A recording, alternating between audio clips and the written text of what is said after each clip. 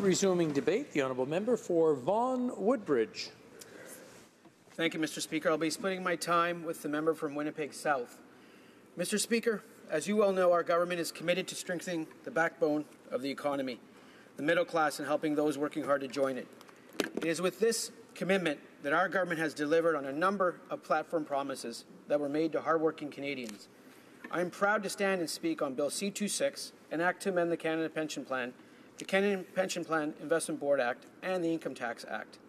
This legislation strengthens Canada's pension retirement system and was a key promise we made to ensure a secure and dignified retirement for all Canadians.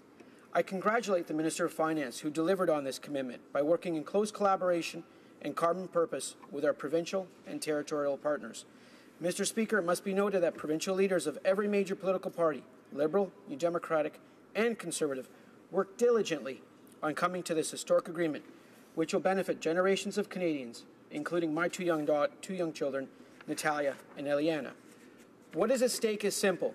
We must strengthen our pension system to reflect the realities that exist today and ensure a dignified and secure retirement for all Canadians. Mr. Speaker, to start our discussion on the proposed legislation, I believe it is best to review Canada's retirement system as it stands today and why a strengthened CPP is required to address trends that are leaving so many Canadians unprepared for their post-work years. Today's multi-pillared system includes old age security and the guaranteed income supplement, which are paid out of general government revenues and act as a basic income floor for low and middle income Canadians.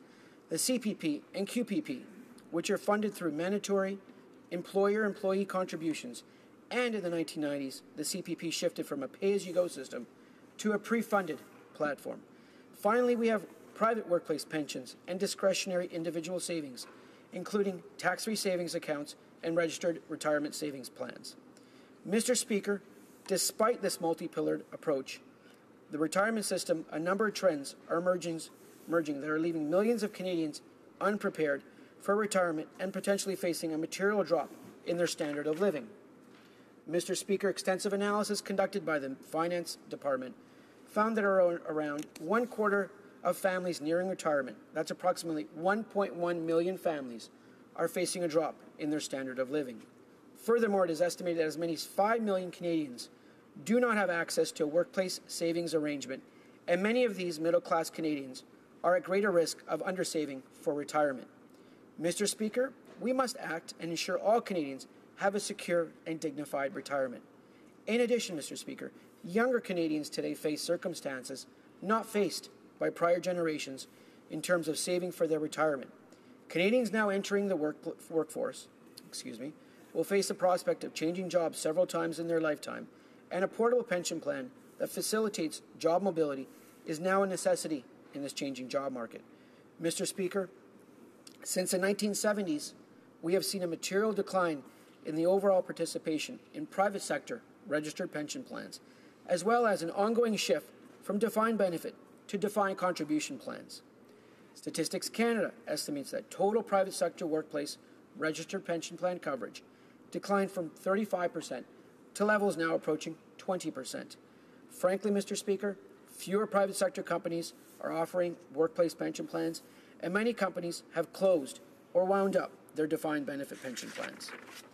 Defined contribution plans are not in their exact nature true pension plans, as they expose individuals to investment risk and swings in the beneficiary's pension plan assets and a subsequent shortfall in pension savings. Also, a lower interest rate environment, which influences the present value of liabilities and has placed cash flow demands on companies to maintain solvency ratios, combined with frankly unfavorable accounting rules on pensions, has hastened the move by many companies away from defined benefit pensions. Mr. Speaker, our government, in collaboration with the provinces, has taken a carefully targeted approach with this legislation to address the issues I have laid out, while striking an important balance between short-term economic consideration and long-term economic gains. So, Mr. Speaker, what does an enhanced or stronger CPP mean for Canadians? Quite simply, it means a secured and dignified retirement for millions of Canadians. It means that individuals retiring can worry less about making ends meet and more about spending time with their loved ones, including grandchildren. Once fully in place, the CPP enhancement will increase the maximum CPP retirement benefit by up to 50%. The current maximum benefit of approximately $13,000. In today's dollar terms, the enhanced CPP represents an increase of nearly $7,000 to a maximum benefit of nearly $20,000. The enhancement that is in this legislation does two things to make this happen for contributors. First, it will increase the share of annual earnings received during retirement from 1/4 to 1/3. This means an individual making $50,000 today over their working lifetime will receive approximately $16,000 per year in retirement instead of roughly $12,000 today. And second, it will increase by 14% the maximum income range to approximately $82,700, so those who earn more will receive more in retirement. Mr. Speaker, enacting these changes with Bill C-26 will result, as estimated by the Department of Finance, in a reduction of families at risk of not having an adequate retirement savings by 1/4, from approximately 24% to 18%, when we consider all pillars of the retirement income system. Mr. Speaker, to ensure that these things are affordable, we will phase them in over 7 years, starting in 2019 through to 2025, so the impact is minimal and gradual. As noted by David Dodge, former Governor of the Bank of Canada, the fundamental challenge facing decision makers is how to provide for adequate retirement income for the future population of elderly people, while without imposing an undue burden of taxation on the working population in the business sector. Mr. Speaker, we have struck this right balance. For example, an individual with earnings of $50,000 will contribute about $6 more a month in 2019, and by the end of the 7-year phase-in period, contributions for that individual would be about $40 per month. Additionally, Mr. Speaker, we will ensure, and this is very important, that for low-income Canadians, they are not financially burdened as a result of the extra contributions. We will enhance the working income tax benefit to roughly offset incremental CPP contributions with little to no change in disposable income, while still securing higher retirement income for low-income Canadians. Mr. Speaker, a strong CPP will be good for Canadians and will also be beneficial to the Canadian economy overall. As estimated by the Department of Finance, greater CPP benefits will increase spending by retirees, providing for a boost to economic output. It is estimated that GDP will increase slightly, 0.05% to 0.09%, and then employment levels are projected to be permanently higher by approximately 6,000 to 11,000 jobs based on 2015 levels of employment. In addition, higher aggregate saving rate through an enhanced CPP will increase the amount of capital available for investment. Mr. Speaker, the Canada Pension Plan is a solid program and actuarially sound. It is fully funded for future generations. In the most recent report, it noted that 5.3 million Canadians received approximately $38.7 billion in payments, while contributions totaled nearly $45 billion. Mr. Speaker, it cannot be understated just what the advantages the CPP offers. The CPP as a retirement vehicle for Canadians is, in my view, a model for the world. These advantages include the CPP provides a secure, predictable, and stable benefit. Canadians will not outlive their savings, and benefits are not subject to shocks. CPP benefits are fully indexed to prices, so inflation will not reduce the value of the pension. CPP is fully portable and fills the gap of a decline in workplace pensions. Overall, CPP is an efficient way to save. Finally, Mr. Speaker, the CPP Investment Board operates arm's length from the government with a mandate to invest CPP funds in the best interests of plan members. It is a model that is independent, transparent, and accountable. It is well regarded around the world for its impressive record of investment performance and management excellence, with a 10-year annualized rate of return of 6.8%. Mr. Speaker, in closing, Bill C-26 is the next step forward to ensuring all Canadians retire in a secure and dignified manner. I ask my colleagues to join with me in advancing this important piece of legislation that was brought forward in a collaborative approach between the provinces and the federal government. Thank you, Mr. Speaker. Questions and comments? The Honourable Member for Langley Aldergrove. Well, Mr. Speaker, I want to thank the member for his comments, his speech. I listened intently. A tax is a tax is a tax. And this is a new tax on the Canadian economy, which will hurt business, it'll hurt jobs, and it will actually take money out of the pockets of Canadians.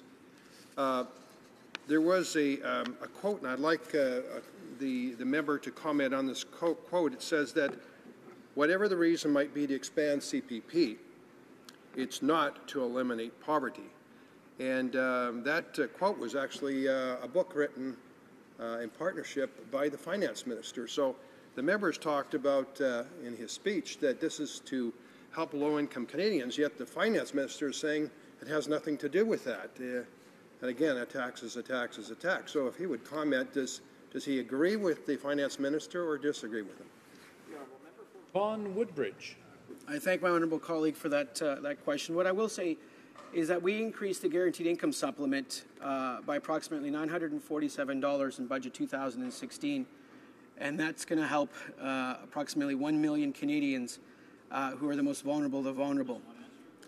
In addition, in reply to my colleague, the enhancement of the CPP, the working income tax benefit, will be worked in such a manner that low-income Canadians will actually be left better off with the imposition of the enhanced CPP than they were prior. And that will assist them in moving out of poverty. Thank you, Mr. Speaker. Questions and comments? The honourable member for Courtenay Alberni. Thank you, Mr. Speaker. I think about seniors in my riding that are struggling to make ends meet. And what comes to mind is I met a woman during the campaign that couldn't afford to buy her medicine and had to make a choice between buying food or buying medicine. Challenges pensioners are facing right now. And met another woman that had gone to the food bank for the first time. And I went also to the Port Alberni homeless shelter recently, and they said they're seeing a skyrocketing amount of seniors at the homeless shelter. And I'm wondering how the member maybe can elaborate how this enhancement is supporting those people, because we look at the most recent figures available, and they show that 30% of single elderly women live in poverty. That number has tripled in the last 20 years. Only 4.5% of female CPP recipients receive the maximum benefit compared to 18% of men. How will this CPP enhancement plan lift vulnerable elderly women out of poverty? If the member could comment on that, that would be greatly appreciated. Thank you, Mr. Speaker. The honourable member for Vaughan Woodbridge. Thank you to my honourable colleague for his question.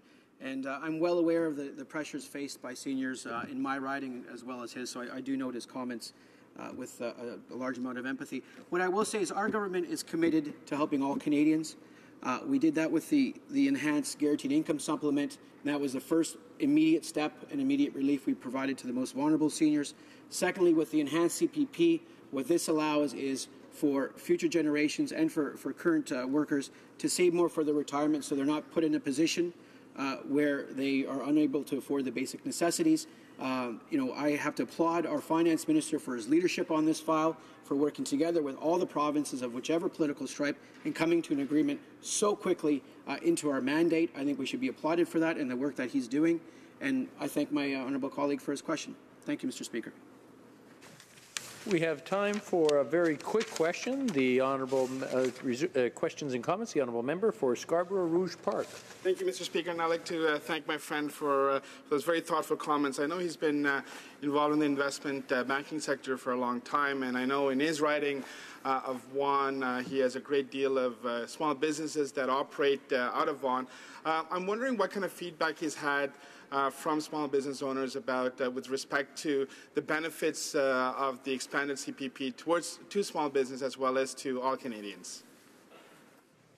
The honourable member for Vaughan Woodbridge in 35 seconds or less, if possible. I'd like to thank my honourable colleague and good friend for his question. What I will say is small businesses want to have consumers that spend. We want to see aggregate demand in our economy. And the Canada Pension Plan, through its payments to its beneficiaries, which are Canadians, hardworking Canadians, over $45 billion last year, what this will allow is for aggregate demand to increase. So people will have more funds to invest. It acts as an automatic shock stabilizer for our economy, and it allows those Canadians to go to those small businesses in his community, in my colleague's community, in my community, to spend their dollars and support local and small businesses. So the reaction has actually been quite favorable. They understand that people need a secure and dignified retirement, Mr. Speaker. Thank you, Mr. Speaker. Resuming debate.